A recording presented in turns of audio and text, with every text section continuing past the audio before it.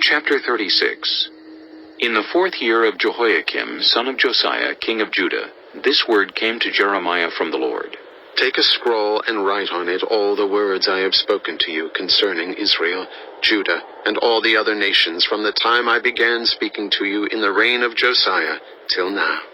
Perhaps when the people of Judah hear about every disaster I plan to inflict on them, they will each turn from their wicked ways. Then I will forgive their wickedness and their sin. So Jeremiah called Baruch, son of Neriah, and while Jeremiah dictated all the words the Lord had spoken to him, Baruch wrote them on the scroll. Then Jeremiah told Baruch, I am restricted. I am not allowed to go to the Lord's temple. So you go to the house of the Lord on a day of fasting and read to the people from the scroll the words of the Lord that you wrote as I dictated. Read them to all the people of Judah who come in from their towns.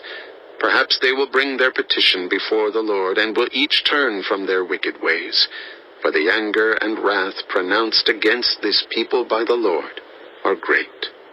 Baruch, son of Neriah, did everything Jeremiah the prophet told him to do. At the Lord's temple he read the words of the Lord from the scroll.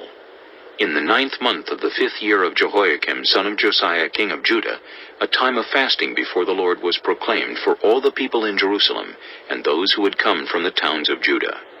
From the room of Gemariah, son of Shaphan the secretary, which was in the upper courtyard at the entrance of the new gate of the temple, Baruch read to all the people at the Lord's temple the words of Jeremiah from the scroll.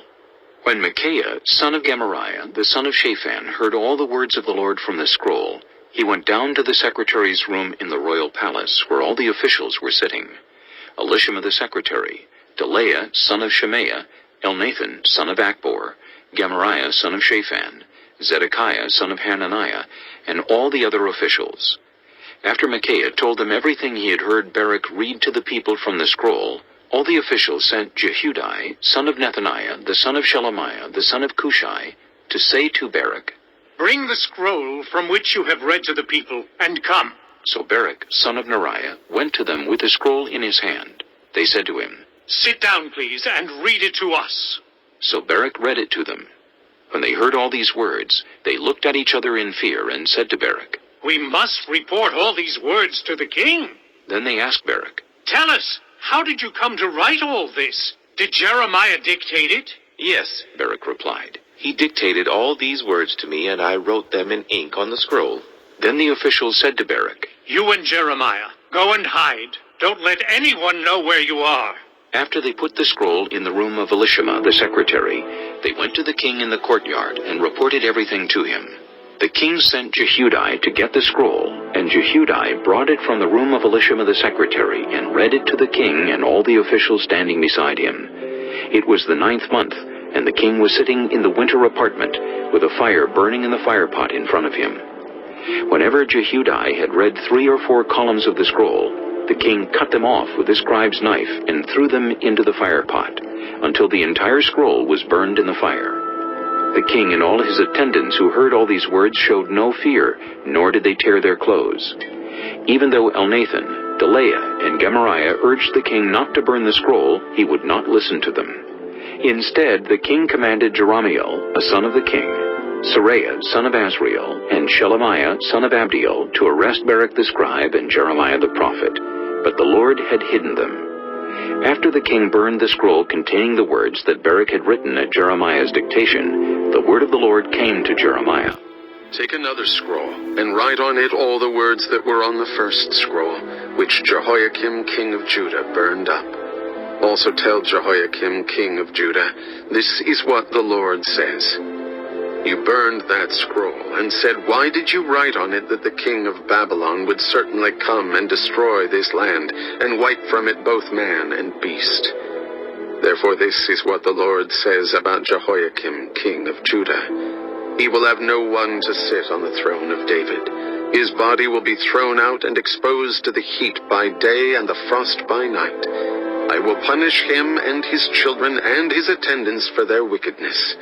I will bring on them and those living in Jerusalem and the people of Judah every disaster I pronounced against them, because they have not listened. So Jeremiah took another scroll and gave it to the scribe Baruch, son of Neriah, and as Jeremiah dictated, Baruch wrote on it all the words of the scroll that Jehoiakim king of Judah had burned in the fire, and many similar words were added to them.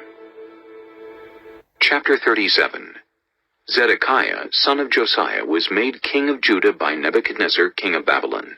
He reigned in place of Jehoiakim, son of Jehoiakim. Neither he nor his attendants nor the people of the land paid any attention to the words the Lord had spoken through Jeremiah the prophet. King Zedekiah, however, sent Jehucal, son of Shelemiah, with the priest Zephaniah, son of Maaseiah, to Jeremiah the prophet, with this message: Please pray to the Lord our God for us. Now Jeremiah was free to come and go among the people, for he had not yet been put in prison. Pharaoh's army had marched out of Egypt, and when the Babylonians who were besieging Jerusalem heard the report about them, they withdrew from Jerusalem. Then the word of the Lord came to Jeremiah the prophet. This is what the Lord, the God of Israel, says. Tell the king of Judah, who sent you to inquire of me, Pharaoh's army, which has marched out to support you, will go back to its own land, to Egypt. Then the Babylonians will return and attack this city. They will capture it and burn it down. This is what the Lord says. Do not deceive yourselves, thinking the Babylonians will surely leave us. They will not. Even if you were to defeat the entire Babylonian army that is attacking you, and only wounded men were left in their tents, they would come out and burn this city down. After the Babylonian army had withdrawn from Jerusalem because of Pharaoh's army, Jeremiah started to leave the city to go to the territory of Benjamin to get his share of the property among the people there. But when he reached the Benjamin gate, the captain of the guard, whose name was Irijah, son of Shelemiah, the son of Hananiah, arrested him and said, You are deserting to the Babylonians. That's not true, Jeremiah said. I am not deserting to the Babylonians. But Irijah would not listen to him. Instead, he arrested Jeremiah and brought him to the officials. They were angry with Jeremiah and had him beaten and imprisoned in the house of Jonathan the secretary, which they had made into a prison. Jeremiah was put into a vaulted cell in a dungeon, where he remained a long time. Then King Zedekiah sent for him and had him brought to the palace, where he asked him privately, Is there any word from the Lord? Yes, Jeremiah replied. You will be delivered into the hands of the king of Babylon. Then Jeremiah said to King Zedekiah, What crime have I committed against you or your attendants or this people that you have put me in prison? Where are your prophets who prophesied to you, the king of Babylon will not attack you or this land? But now, my lord the king, please listen. Let me bring my petition before you. Do not send me back to the house of Jonathan the secretary, or I will die there. King Zedekiah then gave orders for Jeremiah to be placed in the courtyard of the guard and given a loaf of bread from the street of the bakers each day until all the bread in the city was gone. So Jeremiah remained in the courtyard of the guard.